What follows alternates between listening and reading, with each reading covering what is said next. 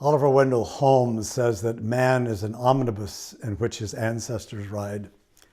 To some extent, I think that's true. It's also true that we are an omnibus in which a lot of other people besides our ancestors ride, friends, relatives, just associates. But I begin with my ancestors. Most of my ancestors came from the British Isles, the Vanoys, the Maddoxes, the Hardens, and the Reeses from England and Ireland and Wales. My great-great-grandparents, William and Elizabeth Rees, lived in Fishguard, Wales in the 1850s with their three sons, William, David, and Joseph Alexander. My great-grandfather was David. The family was converted to the Mormon Church during a time when the missionary Dan Jones was there, and some people thought the entire country of Wales might become Mormon. They didn't, but my great-great-grandparents and their children did. But not without some incident. There was persecution. People threw rocks through their windows because they were associated with the Mormons. There was other kinds of mild persecution. But during those days, the impulse was to immigrate to Zion, to the Great Salt Lake Basin, where the Mormons had moved when they had been persecuted and driven from New York to Ohio, to Missouri, and to Illinois, where they built a city on the banks of the Mississippi. My great-grandparents immigrated, sailing on a ship to New Orleans, taking another ship, another boat up to St. Louis, and then setting forth onto the trail to the west with other pioneers, arriving in the Salt Lake Valley.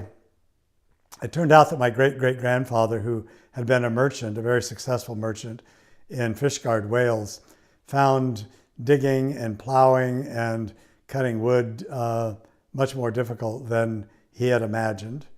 After a period of time of enduring the hardships in the Great Basin, he decided he would go back to Wales. So he took his wife and his three sons, and one of his sons, William, was married and had a child on the trek west at Laramie, Wyoming, and his name was John Laramie Rees. They went back to Wales, and my grandmother and my great-grandfather and my great-great-uncle decided that they wanted to return to Zion. So the family divided and came back to my great-great-grandmother, and her son, Joseph Alexander, moved to Utah, back to Utah. My great-grandfather, David, who was something of a rebel and a wanderer, joined an army, went to California, wandered around the West at different times, came back to Salt Lake, and had an interesting experience. He had a seer stone. A seer stone was something that Joseph Smith, the American prophet, the Mormon prophet, felt was helpful to him in translating the Book of Mormon. It was a common place in those days for people to see magic and miracles in many places, and many people had visions and supernatural experiences of various sort.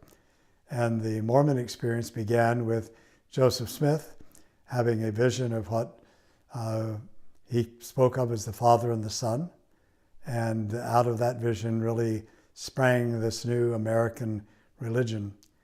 My great-grandfather, David, had a seer stone and claimed that he was having some visionary experiences. But Brigham Young was not happy with this and said that what my great-grandfather was seeing in that seer stone was a swamp angel. And this made my great-grandfather angry, and he left the Mormon church and joined the reorganized church and became one of the 12 apostles of Sidney Rigdon, who was another early Mormon leader who broke off from the body of the saints. My great-great-grandmother and my great-great-uncle stayed in Salt Lake, where he became a prominent educator. There's a school named after him in Spanish Fork called the Joseph Alexander Rees School, and there is a large progeny of his descendants still in Utah. Of the three sons, he's the only one who stayed active and committed to the Mormon faith. My great-grandfather, as I mentioned, left the church, moved to Missouri, and there he married a Cherokee Indian by the name of Lottie Cheney. And they had two sons, Zoram and Zenos, both named after Book of Mormon characters. And they also had a daughter. And my great-grandfather said that he apparently was concerned about his relationship with his wife. He said he looked under the pillow one night and saw there was a butcher knife there, thinking that she might be wanting to use it on him. He got up and took the two boys and got into a mule cart and drove overland to Colorado, where they settled. And that's where my great-grandfather moved, and where my grandfather and my great-uncle, Uncle Zoram and Uncle Zine, grew up. They were teenagers when they came west. And that's where my grandfather met my grandmother, Emma Jane Maddox. And they had 4 children, Bill, or William, or Willis, Nona, my father, Alvin, or Chappie as they called him, and his younger sister, my Aunt Margie. So my beginnings are in Colorado, on a farm outside Dolores, a small town not far from Cortez. And there, my grandfather was a sharecropper, as those days. Those were one of the things that people who didn't have much money and who were poor did. They worked farms for people, and they took a share of the crop, and the owner of the property got the larger share. So my father was born and grew up on a farm, learned all of the chores that boys in those days learned, to milk cows and to churn butter and to do all of the other things. It was, in many ways, a life that he described as in pleasant terms, but it was hard. And it was during the time that he was living there that in high school, he met my mother, Ona Marie Harden, whose family had come from southern Colorado. And Ona and my father, Ona would come out to the farm with my younger sister Margie, and my father said they had big parties on the weekends, and the kids came out and they all slept on the floor and played games and danced and had a great time. My father and mother fell in love and decided to get married. She was 18, he was not quite 21, and therefore they couldn't get married legally, so they went away to Monticello, Utah to get married, and moved back to the farm and continued living there. That's where my younger brother Bill, or Billy, was born.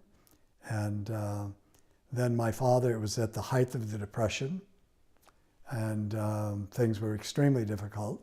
During the Great Depression, 15 million Americans were unemployed. Half of the banks in America went broke or went closed. Many people lost their fortunes, and it was an extremely difficult time. My father, trying to find work, decided to go to California to try and find work, where he found work of various kinds. He worked as a termite inspector. He had a dry cleaning route. He worked in the Ford Motor Company. He worked for $4 a day and was grateful for that work. And then I was born while they were living in Long Beach. But I was born in the Utah Street Maternity Home in Los Angeles. And when I asked my father, why did you go so far to have me born, to a place for me to be born? And he said, we couldn't afford any place, and that was the cheapest, nicest place that we could find. And therefore, that's where you were born, on November 17th, 1935. My grandmother, Emma Jane, and my 2 aunts came out to see me when I was just an infant. It was, in many ways, a very challenging time, and in many ways, as I hear my father's story, as I read my father's story, a time when people were desperate, but they called upon their greatest inner resources in order to survive.